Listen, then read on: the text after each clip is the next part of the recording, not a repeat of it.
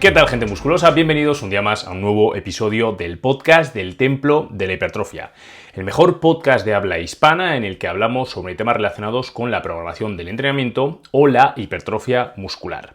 Seguimos con la sección del consultorio de la hipertrofia en la que respondo dudas que me dejáis en la página web, ya sabéis, en el formulario que tengo en el apartado de podcast, que podéis verlo en el templo de la hipertrofia.es. Vais ahí, vais al formulario, me dejáis las preguntas y en los próximos episodios os las responderé, ¿vale? Vamos con la primera pregunta que me ha dejado la audiencia en el día de hoy, que me parece que es una pregunta muy pero que muy interesante. ¿Cómo se hace una sobrecarga progresiva de manera correcta para ganar masa muscular? Este es un tema súper importante, digamos, porque además es que tiene especial relevancia a la hora de querer ponernos fuertes en el gimnasio, ¿no? Porque mucha gente entiende lo que es sobrecarga, o bueno, no es que lo entienda, simplemente dice, sí, sé que hay que hacer una sobrecarga progresiva, ¿no? Es como la base fundamental, el principio fundamental por el cual la gente se pone fuerte, ¿no? Pero poca gente entiende qué es y qué tipos de sobrecarga progresiva podemos hacer, cómo realizarlas y demás. Entonces, lo primero de todo es entender qué es una sobrecarga progresiva, aplicada, en este caso, al gimnasio, a la ganancia de masa muscular, a la hipertrofia muscular. Es simplemente intentar someter a nuestro organismo, a nuestros músculos, por así decirlo, a un estrés cada vez un poquito mayor. Hay que entender que una persona, por ejemplo, que no ha ido nunca al gimnasio, pensad que está habituada a que el estrés al que somete a sus músculos, al reto, digamos, al que somete a sus músculos, es súper bajo, porque vosotros en vuestro día a día, si no vais al gimnasio, ¿qué hacéis? Como mucho en relación con lo que es fuerza, que haces coger una bolsa de supermercado, coger los platos y llevarlos de la mesa al otro lado que pesa un poco, ¿no? O sea, realmente no hay apenas retos que sometan a un estrés real a nuestros músculos en nuestro día a día, ¿no? Pues más allá de caminar para las piernas, subir unas escaleras, por ejemplo, ya es un estrés elevado para una persona que no va al gimnasio, ¿no? Ese estrés que sometemos a las piernas, pues ya es un reto, ¿no? Pero obviamente cuando vamos al gimnasio tenemos que aumentar ese nivel de estrés, porque si no vamos al gimnasio nos mantenemos con esa misma masa muscular casi siempre, ¿no? En el momento en el que nos apuntamos al gimnasio, si sometemos a nuestros músculos a un poquito más de estrés, simplemente entrenando, aunque nos quedemos lejos del fallo muscular, aunque no entrenemos de manera intensa, ya vamos a empezar a ganar algo de masa muscular, ¿vale? Por eso vemos a tantas personas que, aunque no hagan las cosas perfectas, los principiantes, cuando se acaban de apuntar en el gimnasio, con que hagan un poquito de esfuerzo en los ejercicios, aunque no hagan una técnica perfecta, aunque no optimicen las variables de entrenamiento como puede ser el volumen de entrenamiento, la intensidad o demás, ¿no? No pasa nada porque pensad que en comparación con una persona que no va al gimnasio, ya va a empezar a ganar masa muscular. Digamos que el músculo va a empezar a generar adaptaciones positivas de hipertrofia, ¿no? ¿Por qué? Porque el estrés es mayor en comparación con que si no fuesen al gimnasio. Pero ¿qué pasa? Que eso sirve durante poquito tiempo. Conforme va pasando el tiempo, vamos a necesitar someter a nuestros músculos a un estrés cada vez mayor. Ahí es donde tenemos que empezar a hilar fino con la sobrecarga progresiva y hacerla de la manera más óptima posible, ¿no? Entonces, una vez que ya entendemos lo que es la sobrecarga progresiva, este principio fundamental, vamos a analizar qué tipos de sobrecarga progresiva se pueden realizar en el gimnasio. Yo os voy a decir más o menos las que yo considero que son más interesantes y las que considero que son menos interesantes, ¿no? Por ejemplo, la más básica y la que casi todo el mundo practica es la de aumentar la carga. Tú te apuntas al gimnasio, vas a hacer X ejercicios en tu rutina de entrenamiento, intentad obviamente hacer una correcta selección de ejercicios y una vez que ya tenéis los ejercicios seleccionados y las series que vais a destinar a cada ejercicio, normalmente lo que se suele hacer cuando eres principiante es intentar aumentar la carga en esos ejercicios. Digamos que lo que haces es plantearte un rango de repeticiones no muy ancho, no muy amplio, para cada ejercicio concreto en cada serie. Por ejemplo, en el press de pecho en máquina que voy a hacer, bueno, pues voy a intentar siempre moverme entre las 8 y las 12 repeticiones. De hecho, esto es lo que yo recomiendo a las personas que yo asesoro cuando son principiantes, ¿no? Entonces, se ponen una carga determinada y de repente intentan sacar entre 8 y 12 repeticiones. Entonces, la primera serie que hacen, a mí es la que me gusta, la que me sirve, digamos, para valorar el rendimiento real, porque luego, una vez que ya has hecho la primera serie, la segunda, la tercera o la cuarta, va a decaer bastante el rendimiento, ¿no? Entonces, en la primera es la que nos sirve para valorar si debemos aumentar la carga o no. Si, por ejemplo, en ese press en máquina, la primera serie que vas al gimnasio, el día de empujes o el día de full body, me da igual, haces 10 repeticiones, está bien, te estás moviendo entre esas 8 y 12 repeticiones. ¿Qué ocurre? Que si el siguiente día que vas al gimnasio ya sacas 13 o 14 repeticiones, en este caso lo que necesitamos es, la siguiente sesión que vayamos, aumentar la carga porque ya nos hemos salido de ese rango de repeticiones. Como ya he comentado al principio, si nuestra sobrecarga progresiva está basada en aumentar la carga, el rango de repeticiones no puede ser muy amplio. Ahora os voy a explicar el por qué, ¿no? Entonces, sería ir realizando esto en los ejercicios.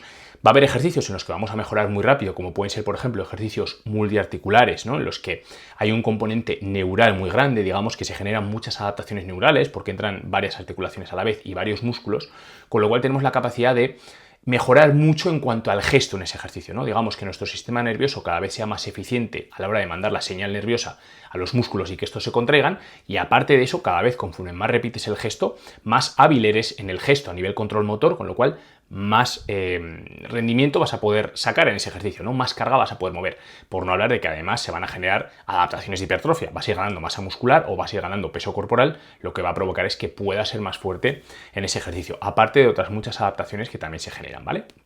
Pero el caso es que va a haber ejercicios en los que vas a mejorar más rápido, con lo cual vas a tener que ir aumentando la carga cada vez más rápido, y va a haber ejercicios en los que va a costar más. Por ejemplo, ejercicios monoarticulares, como puede ser un curl de bíceps, como puede ser una contractora de pecho, mítica máquina de aperturas, como puede ser unas elevaciones laterales. Seguramente veáis a muchas personas que se pegan mucho tiempo con el mismo peso, y no pasa nada, ¿vale? Que veo mucha gente en TikTok y en redes sociales promover la idea de que, por ejemplo, en unas elevaciones laterales tienes que realizar inercias y balanceos con el cuerpo para poder conseguir un buen estímulo y así poder realizar esa sobrecarga progresiva. Si tú esa sobrecarga progresiva en un ejercicio como unas elevaciones laterales, en el cual tienes que hacer la técnica muy bien hecha, muy perfecta, para que realmente el músculo que queremos enfatizar, el que se va a llevar el estímulo, sea el deltoides lateral, no consigues nada si, con el objetivo de mover cada vez más carga, digamos que te balanceas demasiado, porque ahí entonces esa sobrecarga progresiva ya está sesgada, ¿vale? Digamos que de una sesión a otra, sí, has mejorado el rendimiento, haces más repeticiones y vas a aumentar peso, pero no porque realmente con una misma técnica y en una misma situación concreta hayas mejorado el rendimiento en ese ejercicio, simplemente porque con el objetivo de mover más peso, de sacar más repeticiones, haces una técnica peor, digamos. Entonces, esto no contaría. En ejercicios monoarticulares hay que ser muy estrictos. Entonces, no os comáis tanto la cabeza con la sobrecarga progresiva. Vosotros pensad que, sobre todo incluso al principio, cuando vais al gimnasio, incluso con el tiempo también, aunque no estéis levantando cada vez más peso o mejorando el rendimiento en según qué ejercicios, como pueden ser ejercicios monoarticulares, no pasa nada, no hay un problema real detrás. Probablemente estéis ganando masa muscular y no pasa nada, ¿vale? No siempre tienes que estar mejorando en todos los ejercicios constantemente. Cuesta. Cuanto más avanzado eres, más cuesta, porque esas adaptaciones neurales que hemos comentado antes ya se han generado, ya estás adaptado a los ejercicios y ahora ya cada vez cuesta más, ¿no? Pero es más normal que mejores cada X tiempo en ejercicios multiarticulares, que eso sí que nos sirven para valorar realmente si nos estamos recuperando bien y si la sobrecarga progresiva está yendo adecuadamente. Y sin embargo, en ejercicios monoarticulares, si no mejoras durante un tiempo no pasa nada, porque a lo mejor estás cada vez siendo más eficiente en la técnica, la haces mejor, y con lo cual, incluso en lugar de cada vez mover más peso, te das cuenta de que consigues un muy buen estímulo, pero haciendo cada vez la técnica mejor, y va a costar aún más subir el peso en esos ejercicios, ¿no? Subir la carga. Entonces, no os comáis la cabeza, ¿vale? Hay que saber diferenciar muy bien entre ejercicios monoarticulares y ejercicios multiarticulares, porque la gente esto no lo tiene en cuenta, la gente solo valora. Tengo que hacer una sobrecarga progresiva, tengo que mejorar la carga en los ejercicios. Venga, pues en todos igual, no.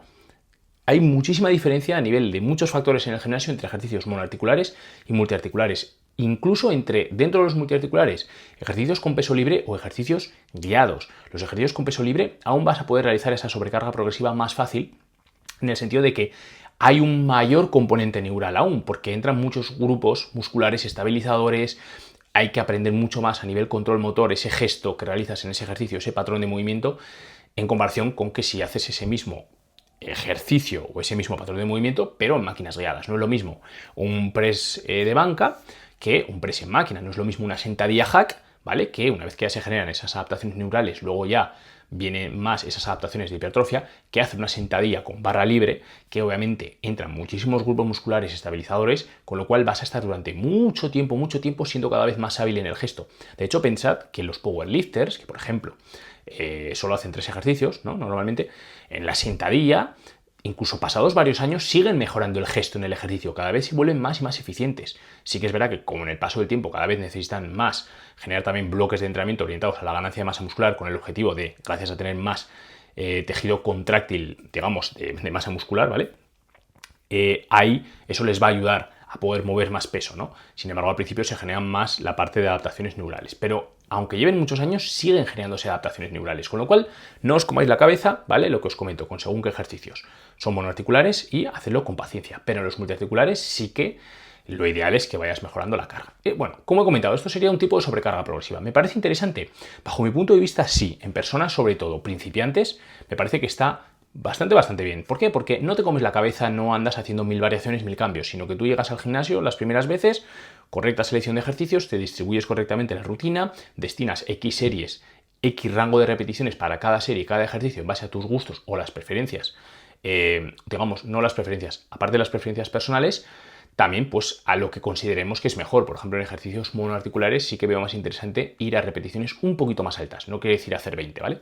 Pero también puede ser interesante, por ejemplo, en personas principiantes que en ejercicios multiarticulares al principio vayan a repeticiones más altas con el objetivo de hacer, digamos, más repeticiones, repetir más veces ese mismo gesto y así pues se van a adaptar antes al ejercicio. Pasamos al segundo tipo de sobrecarga progresiva. Sería, por ejemplo, una sobrecarga progresiva basada en aumentar las repeticiones. ¿Qué es lo que ocurre? Aquí no únicamente el objetivo es aumentar las repeticiones, sino que aquí más bien lo que hacemos es poner un rango de repeticiones para cada ejercicio más amplio y lo que supone esto es no tener que andar aumentando la carga tan rápido, ¿no? Entre sesiones, sino que, por ejemplo, tú vas a un press en máquina para pecho, que me gusta mucho este ejemplo, es un buen ejercicio, y tú te pones, por ejemplo, un rango de repeticiones entre 8 y 18 repeticiones, o 8 y 20. Entonces, ¿qué es lo que pasa? Que tienen que pasar más sesiones de entrenamiento para conseguir, por ejemplo, que si tú al principio hacías 10 repeticiones en la primera serie en ese ejercicio, tienen que pasar más sesiones hasta que consigas llegar por encima de esas 18 o 20 repeticiones, ¿no? Entonces así no tienes que estar aumentando la carga constantemente. ¿Hay alguna diferencia clara entre estos dos tipos de sobrecarga progresiva? Realmente no. Se ven estudios que las adaptaciones de hipertrofia son muy similares y más aún en personas principiantes, obviamente no va a tener especial relevancia, pero bueno, es otra técnica. Si no quieres estar aumentando constantemente la carga, no está mal. De hecho, a mí me parece interesante que en lugar de que el objetivo lo pongamos siempre en mover más peso, ¿no? Que realmente el peso en el gimnasio sí que es interesante, cada vez mover más peso, pero el objetivo es conseguir un buen estímulo, ¿vale? No es aumentar el peso. Entonces, el poner el foco en las repeticiones, bueno, ya sí que te fuerzas a intentar mover más repeticiones, pero no estás tan centrado en aumentar la carga. Mira cuánto peso muevo, ¿no? Estás más centrado en, oye, yo consigo un buen estímulo y a ver si consigo más repeticiones. Cuidado también, obviamente, por querer mover más repeticiones, empeorar la técnica o descentrarnos y no recordar que lo importante es el estímulo, igual que con la carga que hemos comentado. Cuidado con intentar mover cada vez más carga con el objetivo de mover esta carga cada vez mayor, empeorar la técnica. No, siempre tiene que haber una buena técnica y un buen estímulo y como consecuencia mejoraremos el rendimiento tanto en carga como en repeticiones y demás, ¿vale? Y ahí estará la sobrecarga progresiva, pero digamos que es la consecuencia, ¿vale? El objetivo principal es conseguir un buen estímulo, que es lo que va a desencadenar adaptaciones de hipertrofia. Tercera forma, por ejemplo, sería aumentar la intensidad o también se le llama la cercanía al fallo, ¿no? Por ejemplo. ¿Qué quiere decir esto? Pues que si tú, por ejemplo, en un ejercicio, al principio de un bloque de entrenamiento, tú te pones que para el press en máquina, si llegamos con este ejemplo para pecho, en la primera serie vas a un RIR 4 o un RIR 3, la siguiente sesión lo que haces es con ese mismo peso ir a un RIR un poquito más elevado, ¿no? Pues si vas a un RIR 4, vas a un RIR 3 y la siguiente sesión a un RIR 2 y así. ¿Qué es lo que ocurre? Que al final es más estrés para el músculo porque está siendo más cerca del fallo, ¿no? Se está generando mayor tensión mecánica. A mí no me parece muy interesante, y menos en principiantes, ¿vale? Porque al final en principiantes yo no andaría pensando tanto en el RIR, es muy difícil de calcular, ¿vale? Se ven estudios que muchas veces fallan las personas que realizan el estudio, los atletas, digamos, o las personas que entrenan, se piensan que a lo mejor van a un RIR 2 y están yendo a un RIR 6, ¿no? Entonces esto es un poco relativo, luego también depende del día, hay días que estás más cansado, hay días que estás más activo, entonces pues bueno, es más difícil de hacer una sobrecarga progresiva para mí eficiente, vamos a llamarla, ¿no? Me parece mucho más interesante aumentar la carga o las repeticiones siempre yendo a un mismo grado de intensidad, a una misma cercanía al fallo, que eso va a depender de cada ejercicio concreto o el punto en el que estéis. Oye, que estáis cada vez más cansados por lo que sea, tal y cual, puedes modificar la intensidad de casi todos los ejercicios, ¿no? O al menos los ejercicios multiarticulares, que son los que más fatiga generan. Pero tú lo que deberías hacer es cuando tú te pones esa selección de ejercicios y esa rutina, tienes que decir, vale, en este ejercicio, ¿qué RIR voy a ir, ¿no? O qué esfuerzo voy a intentar aplicar. Bueno, pues yo siempre recomiendo que si son ejercicios seguros, como ejercicios en máquinas, rocéis el fallo. No quiere decir fallar, quiere decir ir a un RIR 0, RIR 1.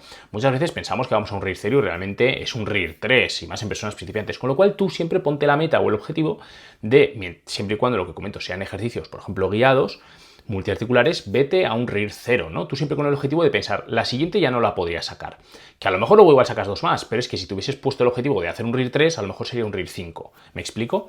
En cambio, si son ejercicios, por ejemplo, con peso libre más que no tienes mucha estabilidad, como puede ser una sentadilla libre, no te recomiendo un RIR 0, ¿vale? Ahí ya tendrías que quedarte con un RIR más bajo porque si no, la fatiga que se va a generar es demasiado elevada, ¿no? En cambio, por ejemplo, en un press en máquina puede ser un RIR 0. En una sentadilla hack, por ejemplo, yo no iría a un RIR 0 tampoco. Puedes quedarte en un RIR 1, RIR 2 aproximadamente, ¿no? Si eres principiante, en vez de estar pensando en el RIR, simplemente pensar que te vas a quedar un poquito antes de ese punto en el que vas a fallar en la siguiente repetición, ¿no? Que calcules que va a haber un par de repeticiones más que podrías sacar.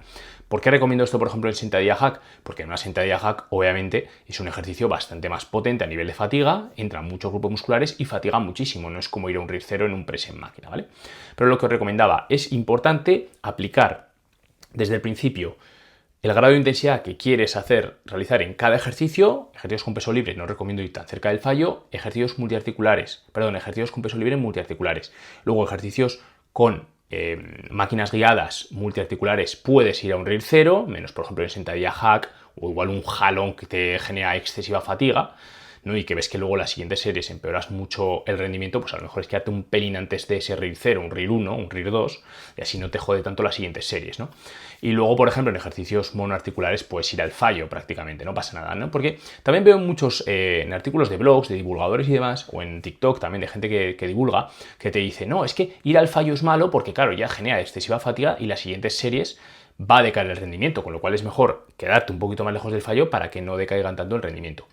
Tiene sentido, pero no para todo, es lo que hablamos, no se puede generalizar. Va a haber ejercicios concretos, por ejemplo, monoarticulares, en los que puedes ir al fallo. Tú en un curl predicador con máxima estabilidad sentado, por mucho que vayas a un RIR 0, si luego haces un buen descanso, no te digo un descanso de 4 minutos, sino un descanso pues, de 2 minutos y medio, o 2 minutos, vas a estar recuperado y vas a ver cómo el rendimiento de las siguientes series no va a afectar tanto. Y si afecta, vas a poder comparar como que si te hubieses quedado a un RIR 2 o un RIR 1, realmente el rendimiento hubiese decaído parecido a que si hubieses ido al fallo. Porque en ese tipo de ejercicios no va a decaer tanto el rendimiento en las siguientes series por esa fatiga del sistema nervioso central, sino que va a ser más por una fatiga digamos, periférica, en el propio músculo, ¿no? Porque es un curl de bíceps es un ejercicio en el que se genera mucho estrés metabólico en el músculo, va a haber mucha fatiga local en el propio músculo, con lo cual eso luego va a provocar que no pueda seguir manteniendo ese buen rendimiento en las siguientes series y va a decaer, pero no tanto por una fatiga del sistema nervioso, con lo cual vayas a un RIR 2 o a un RIR 0, no va a haber muchísima diferencia de esa fatiga a nivel local. Sin embargo, en un ejercicio multiarticular como un press en máquina, si tú vas a un RIR 2 o vas a un RIR 0, ahí sí que puedes comprobar cómo igual sí que decae más el rendimiento, pero por una fatiga general del sistema nervioso, ¿no? Con lo cual, lo que os recomiendo, en lugar de hacer una sobrecarga progresiva aumentando la intensidad y la cercanía del fallo, yo prefiero 1000 veces aplicar para cada ejercicio concreto, establecer una intensidad X, una cercanía al fallo X y siempre mantenerla. Y ya jugaremos con las otras dos tipos de sobrecarga que hemos mencionado, tanto aumentar la carga como las repeticiones o alguna otra que vamos a ver. Vamos con la siguiente, aumentar el volumen de series. Esta me gusta mucho, ¿vale? En gente principiante no la recomiendo. En gente principiante recomiendo aumentar carga o repeticiones o las dos, lo que he comentado, ¿no? Antes. Pero el volumen sí que en personas más avanzadas me parece interesante. Al final se ven estudios que a mayor volumen de entrenamiento, siempre y cuando te recuperes correctamente, vas a generar mayores adaptaciones de hipertrofia. Entonces, sí que es verdad que luego se ven estudios que hay personas que responden mejor a un volumen alto de entrenamiento y otras menor, pero bueno, también habría que ver esos estudios realmente qué tipo de control están llevando, porque muchas veces es un poco relativo, también son muchas veces personas más o menos principiantes. Yo considero que en personas avanzadas sí que a mayor volumen de entrenamiento más vas a mejorar, pero siempre y cuando, comento, te recuperes bien. Entonces, sí que me parece interesante, si ya llevas tiempo en el gimnasio, en lugar de quedarte siempre en un mismo volumen de entrenamiento, en unas mismas series, me parece interesante ir aumentando poquito a poco ese volumen de entrenamiento. Entonces, la idea es que aparte de intentar mover cada vez más carga a un rango de repeticiones específico, también os digo, si sois ya gente que lleváis tiempo en el gimnasio y sois, por ejemplo, intermedios o avanzados, no os pongáis un rango de repeticiones como el principiante que hemos comentado antes, de 8 a 20 repeticiones. Es mejor que te pongas un rango de repeticiones pues entre 8 y 12, o 6 y 10, o 14 y 18, me da igual, que sea en repeticiones altas o bajas, pero que no sea muy amplio, ¿vale? Prefiero que os baséis más en aumentar la carga, lo que hemos comentado antes, en lugar de aumentar las repeticiones. Y a la vez que intentamos aumentar la carga, vamos aumentando poquito a poco el volumen de entrenamiento, el volumen de series. ¿Qué es lo que ocurre aquí? Si nosotros queremos ir aumentando el volumen de series poco a poco, va a haber un problema, y es que la carga cada vez la vas a poder mover cada más tiempo, digamos, porque si tú te mantienes en un mismo volumen de entrenamiento, vas a ser capaz de mejorar el rendimiento más rápido. Pero si queremos mejorar el rendimiento, queremos mejorar las repeticiones, la carga, pero encima estamos aumentando las series, va a ir demasiado estrés, entonces va a costar más, ¿no? Entonces, esto lo que hace es que nos garanticemos sí o sí que estamos realizando una sobrecarga progresiva, porque ya estamos aumentando el volumen de series, con lo cual lo que hemos comentado al principio de la definición de la sobrecarga progresiva quiere decir que estamos sometiendo cada vez a nuestros músculos a un estrés mayor, pero no únicamente por aumentar la carga, sino por aumentar el volumen de series. Que aparte mejoramos la carga y nos sirve como valoración para ver si estamos mejorando el rendimiento y tal y cual, perfecto. De hecho, muy probablemente mejores la carga, pero va a costar cada más tiempo. Lo que conseguimos con esto es no obsesionarnos tanto con la carga, sino más bien con el estímulo y el volumen de entrenamiento, ¿vale? Cuidado con hacer caso a extremos. Veo mucha gente en redes sociales que ahora unos dicen, no, es que hay que hacer súper poquitas series, porque a partir de la segunda serie ya decae bastante el rendimiento. Si bien es cierto que no conviene hacer muchas series seguidas de un mismo ejercicio, no quiere decir que no puedas hacer varias series de un mismo grupo muscular en una sesión. Tú puedes hacer, por ejemplo, a mí me encanta, ¿no? Una máquina que tengo de press de pecho en el gimnasio, tiene ambos agarres, un agarre más prono, con las manos hacia abajo y los codos un poco más abiertos para la zona más, digamos, media del pectoral, y luego tiene otra que es más como en diagonal, más como vertical incluso, con las palmas de la mano casi neutras, en las que se realiza más bien una flexión de hombro, también con ciertos grados de aducción de hombro horizontal, y más enfocándome en la parte alta del pectoral. ¿Qué conseguimos con esto? Que yo, por ejemplo, cuando hago una serie, por ejemplo, con el agarre más prono, los codos abiertos, la siguiente serie hago con el agarre neutro, la siguiente serie vuelvo a hacer con el agarre prono, luego con el agarre neutro. Esto es espectacular porque digamos que nos recuperamos igualmente de esa fatiga del sistema nervioso central entre series, aquí si hiciésemos los mismos agarres, pero lo que conseguimos es que al variar un poquito el agarre ya estamos enfatizando diferentes partes del pectoral y con esto vamos a dejar más tiempo para recuperarnos de esa fatiga periférica, de esa fatiga local que se ha generado en el propio músculo en esas series que hemos hecho, ¿no? Si trabajamos más la parte media del pectoral, por ejemplo, con el agarre prono, van a pasar más rato porque tenemos que esperar a la siguiente serie con el agarre neutro y ya hasta la siguiente serie otra vez con el agarre prono habrá pasado más tiempo a que si hubiésemos hecho 2 series seguidas de un agarre prono. Con lo cual esas fibras de esa parte le hemos dado un poquito más de tiempo para que se recuperen un poquito más de esa fatiga local, aunque obviamente también entran ciertas fibras trabajando de esa misma, o sea, al igual que con el agarre prono entran unas fibras del pectoral de la zona media, al hacer con el agarre neutro no quiere decir que esas fibras no trabajen, porque también se está realizando cierta aducción de hombro, ¿no? Pero sí que es verdad que vamos a dejar un poquito más de tiempo. Esto es interesante, esto es como ir, por ejemplo, al jalón al pecho y hacer una serie con agarre neutro, luego una serie con agarre prono, luego una serie con agarre neutro, luego prono. Cambia, ¿no? Son diferentes funciones del dorsal. Una sería la extensión de hombro y otra sería la aducción de hombro, con lo cual ya lo mismo, en lugar de hacer varias series seguidas con agarre neutro, luego hacemos varias series seguidas, o sea, hacemos una serie con agarre neutro, luego otra prono y vamos variando, ¿no? Entonces, conseguimos, esto es muy interesante, ¿vale? Vamos a conseguir un mejor estímulo. A mí me parece una forma de entrenar muy, muy, muy interesante. Si podéis, obviamente, la misma máquina, porque si no tenéis que estar yendo de una máquina a otra, ocupando las dos máquinas y eso pues es un poco complicado, ¿no?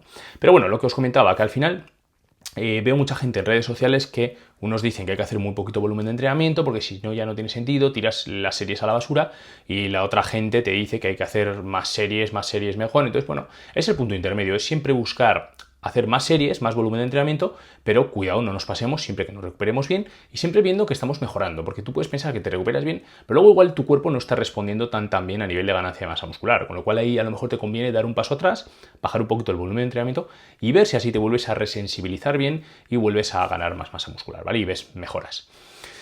Siguiente, por ejemplo, sobrecarga progresiva, que no la veo interesante, la de reducir los descansos, ¿no? Imaginaros, empezáis con X series de entrenamiento en X ejercicios y al principio descansáis 3 minutos y lo que vais haciendo de sesión en sesión es intentar mantener el rendimiento de los ejercicios, pero con menos tiempo de descanso. Se supone que esto supone mayor estrés a nivel de organismo, del cuerpo, pero no lo veo interesante, ¿vale? Me parece poco eficiente porque al final llega un punto en el que se ven estudios que si haces menos descansos vas a ganar menos masa muscular a igualdad de series, esto es importante, ¿no? Entonces, pues tampoco lo veo muy interesante. ¿Para qué vas a descansar menos? Yo prefiero, al igual que hablaba antes de que el grado de intensidad, la cercanía al fallo para mí debería ser siempre la misma, para cada ejercicio concreto, pues aquí es lo mismo, ¿no? Los descansos siempre yo pondría los mismos, obviamente. Que luego además hay días que, oye, estás muy cansado un día y necesitas hacer descansos un poco más largos. No pasa nada, ese día ya no vas a poder valorar realmente la sobrecarga progresiva en según qué ejercicios, porque si descansas más, obviamente está sesgada esa sobrecarga progresiva, esa mejora del rendimiento, pero te va a venir mejor para conseguir un buen estímulo, porque hay días que necesitas menos descansos y hay otros días que necesitas más descansos, ¿no? Entonces no pasa nada. Pero bueno, lo que comento no me parece interesante esta sobrecarga progresiva basada en reducir los descansos. Y luego, por ejemplo, otra que he apuntado, supongo que habrá algunas más, pero tampoco puedo hablar de todas, sería aumentar el ROM, ¿no? Sería empezar haciendo un ejercicio con un ROM más pequeño y con el tiempo ROM me refiero a rango de recorrido, ¿vale? Pues en vez de hacer un rango de recorrido completo, lo que hacemos en algunos ejercicios es un rango de recorrido más parcial, más pequeño, ¿no? Entonces, ¿qué conseguimos con esto? Con el paso de las sesiones intentamos mantener el rendimiento, pero cada vez aumentando más el rango de recorrido. Hay más fibras estimuladas, mayor estímulo, mayor estrés, por lo tanto se produce una sobrecarga progresiva. Tampoco me parece nada interesante, o sea, no le encuentro ningún sentido. Tú tienes que valorar para cada ejercicio concreto, para cada grupo muscular concreto, qué rango de movimiento, qué rango de recorrido tienes que aplicar y en base a eso repetirlo siempre, al igual que he comentado del grado de intensidad, por ejemplo, o de los descansos, ¿vale? Siempre que sean los mismos. El rango de recorrido lo mismo, pues siempre intenta un ROM más o menos completo. Cuidado con estirar demasiado el músculo por dejarte llevar por mucha corriente que hay en cuanto a hipertrofia mediada por estiramiento. Hipertrofia mediada por estiramiento, va a haber grupos musculares que responden bien, otros responden mal, pero siempre que hagas un ROM más completo vas a estirar más el músculo, va a haber mayor fatiga, mayores iones de calcio que entran por el retículo sarcoplasmático, con lo cual va a haber más fatiga periférica, más fatiga local, eso va a afectar al rendimiento de las siguientes series y también a la recuperación y vas a poder hacer menor volumen de entrenamiento total, ¿no? Estos son temas más técnicos, pero cuidado, simplemente os digo cuidado, no busquéis siempre más estiramiento, más estiramiento, más estiramiento. Hay que cogerlo con pinzas. De hecho, alguna vez, si me lo dejáis por aquí, os hablaré sobre la hipertrofia mediada por el estiramiento porque es súper interesante cómo se malinterpreta según qué cosas, los estudios y demás. Hablaré, ¿vale? En futuros episodios. Si lo queréis, déjamelo en los comentarios. Vale, entonces, bueno, en definitiva, lo que os comentaba, ya hemos visto qué tipos de sobrecarga progresiva podemos hacer. Para mí, la mejor, sin duda, lo que os he comentado. Intentar aumentar la carga, pero aumentando poquito a poco el volumen de entrenamiento. Pero si eres principiante, no necesitas aumentar el volumen de entrenamiento, ¿vale? Eso ya sería para gente un poquito más avanzada. Vale, vamos con la siguiente pregunta. Bueno, antes de eso, por favor, si os está gustando este episodio del podcast, lo estoy haciendo con muchísimo cariño, con muchísima dedicación. Me encantaría que en Spotify, sobre todo si me estáis escuchando por ahí, me dejéis 5 estrellas. Si me escucháis en YouTube, pues darle like, suscribiros al canal y demás, ¿vale? Pero bueno, súper importante, por favor, lo de las 5 estrellas porque estoy creciendo mucho en Spotify, estoy súper agradecido con todos vosotros, que cada vez está creciendo más este podcast, voy a poder traer a mejores invitados, voy a seguir haciendo esta sección del consultorio con más recursos, cada vez más tiempo. Con lo cual, bueno, pues me encantaría esas 5 estrellas y si comentáis en el episodio, lo que sea, pues también súper contento, ¿vale? Vamos con la siguiente pregunta. ¿El RIR y el RPE sirven para programar mejor la rutina de entrenamiento? Vale, muy buena pregunta, ¿no? Esto viene un poco relacionado también con lo que hemos hablado de la cercanía al fallo. Al final es eso, ¿no? Son escalas de medición de intensidad, por así decirlo, ¿no? El RIR, ¿qué es? Bueno, pues lo que he comentado antes, ¿no? RIR sería cuántas repeticiones nos quedamos del fallo muscular. Un RIR 5 sería quedarnos a 5 repeticiones del fallo muscular. RIR 4, RIR 3, RIR 2, RIR 1, RIR 0 sería completar esa última repetición y ya la siguiente sería el fallo, con lo cual sirve, sí que sirve, ¿vale? Más diría yo, sobre todo en gente avanzada o intermedia. Gente principiante no veo interesante, o sea, yo ni mencionaría el RIR a personas principiantes, simplemente se puede hacer más de manera un poco no tan precisa, ¿no? Por ejemplo, si una persona ha tenido algún problema, alguna lesión o tiene algún tipo de problema en un ejercicio y necesitas que afloje un poco la intensidad, pues no le digas haz un RIR 4 porque esa persona no tiene ni idea. Le puedes decir, bueno, pues no vayas tan cerca del fallo o no te esfuerces tanto, esfuérzate un pelín menos, ¿no? Y así te lo van a entender muchísimo mejor. Y el RPE al final es muy parecido al RIR, simplemente es como diferente, ¿no? Es como del 0 al 10. Entonces, el RPE 10 sería, digamos, el RIR 0 o el fallo muscular prácticamente. El RPE 9, 8, pues sería RIR 1, RIR 2 o lo que sea, ¿no? Más o menos. De hecho, creo que, por ejemplo, un RIR 1, si no me equivoco, creo que equivaldría a un 8 o así. O sea, digamos que cada 2 números de RPE es un número de RIR, ¿no? O sea, creo, si no me equivoco. O sea, RPE 10, por ejemplo, a lo mejor equivale a un RIR 5 y a partir de ahí ya vas subiendo, ¿no? O sea, un RPE 9... Un RPE2, perdón, sería un RIR 4,5, imaginaros, ¿no? Creo, pero bueno, cada uno tendrá su forma de contabilizar. A mí me gusta esta porque al final son diferentes. Una es hasta 10 y la otra hasta 5. Pero bueno, en definitiva, estos serían las escalas de medición, ¿no? En personas más avanzadas sí que me parece interesante. Así como en personas principiantes no veo interesante aplicar el RIR ni el RPE, en personas avanzadas sí. Sí que me gusta también otra escala, sobre todo le hago yo a las personas que asesoro, de preguntarles un poco... Por ejemplo, a ver cómo van tolerando el volumen de entrenamiento, porque aparte de analizar si van mejorando el rendimiento o no y demás, También me gusta saber del 0 al 10 cómo de acabados, o sea, cómo de cansados acaban tanto las sesiones. Digamos, son muchas preguntas, ¿no? Es, por ejemplo, cuando te levantas por la mañana, ¿cómo de cansado estás del 0 al 10, ¿no? O incluso, ¿qué tal has dormido del 0 al 10? Siempre jugar con esa escala, ¿no? Para hablar sobre la recuperación. O, por ejemplo, después del gimnasio, después de la sesión de entrenamiento, ¿cómo has acabado de cansado, ¿no? Entonces, con esas escalas del 0 al 10, vas recopilando información para saber realmente cómo se está recuperando la persona, porque a lo mejor si ves que poco a poco va aumentando esa escala de esfuerzo percibido en general, pues igual es una señal de que no se está recuperando bien la persona y necesita aflojar un poquito, o bajar el volumen, o bajar la intensidad, o lo que sea, ¿no? Pero ahí sí que lo veo interesante. Pero personas principiantes, lo que es el RIR o el RPE, a nivel de puro entrenamiento, de puras series, no lo veo interesante, ¿vale? Y luego también, bueno, comentar lo que he dicho antes, que hay personas que con el RIR pues se equivocan, ¿no? Piensan que van a un RIR 8 y a lo mejor, piensan que van a un RIR 2 y a lo mejor están yendo a un RIR 6 y esto pues tampoco tiene mucho sentido, ¿vale? Tampoco puedo hablar mucho más sobre esta pregunta, creo que no da mucho más de sí, ya os he comentado. Sí que, bueno, podría hablar un poco a nivel de que el RIR, por ejemplo, ¿no? En personas más intermedias o avanzadas, pues súper interesante lo que he comentado de que dependiendo del ejercicio que hagamos, deberíamos de ir a un RIR más cercano al fallo o menos, ¿no? Por ejemplo, ejercicios con peso libre, ahí sí que lo que os comentaba, podemos quedarnos a un RIR 2, un RIR 3, por ejemplo, un press banca, ir a un RIR 0 va a ser muy fatigante. En una sentadilla libre ya ni os cuento, ¿no? Entonces, dependiendo del grado de fatiga que generen cada ejercicio concreto, o por ejemplo unas dominadas, ¿no? Pues ahí deberíamos de jugar con el RIR, ¿no? ¿Por qué? Porque si nos pasamos con un RIR demasiado elevado, demasiado cercano al fallo en según qué ejercicios, como ejercicios con peso libre, lo que he comentado, el rendimiento de las siguientes series va a decaer.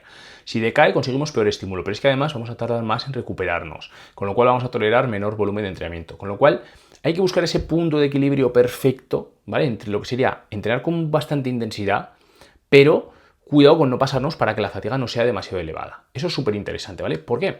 Porque nosotros nos pensamos, digamos, que hay una gráfica, ¿no? Entonces, a mayor intensidad con la que entrenemos, más fatiga se genera, ¿vale? Y mayor estímulo. Pero ¿qué pasa? Que si eso va aumentando a nivel de quiero ir prácticamente al fallo, quiero ir al fallo en una sentadilla libre y que el que está atrás mía me ayude cuando me caiga, porque así, claro, como estoy esforzándome una barbaridad y la intensidad es súper grande, el estímulo va a ser increíble. No, ¿vale? Va a haber un punto en el que la gráfica se cambia, digamos, es decreciente, porque mucha intensidad, llegas al fallo, la fatiga es desorbitada y el estímulo no por eso va a ser mejor que un RIR 2.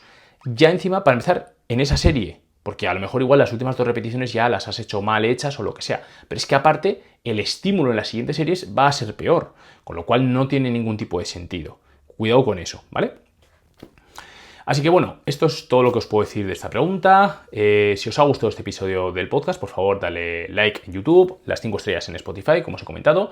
Si queréis aprender las bases del entrenamiento, podéis descargaros el manual de entrenamiento para principiantes, tenéis el enlace en la descripción de este episodio. Estoy preparando una formación súper interesante, súper chula, la sacaré, todavía tardaré algún mes yo creo, ¿vale? Pero va a ser muy buena, estoy recopilando absolutamente todos los errores que yo he ido aprendiendo a lo largo de lo que he ido aprendiendo, digamos, estudiando y demás, pero aparte, con la experiencia en el gimnasio, todos los errores en cada variable de entrenamiento, o sea, los errores que yo creo que hay en cuanto al volumen de entrenamiento, a la intensidad, a los descansos entre series, al rango de repeticiones, o sea, he cogido todas las variables y de cada una concreta estoy explicando todos los errores, o sea, ya no sé, creo que llevo ya 100 y pico, ¿vale? O sea, a lo mejor cuando saque la formación hay 150 o 200 errores, pero bueno, quedará, simplemente os lo digo para que todo el que le guste sepa que en un futuro pues tendrá esa formación que va a ser muy interesante.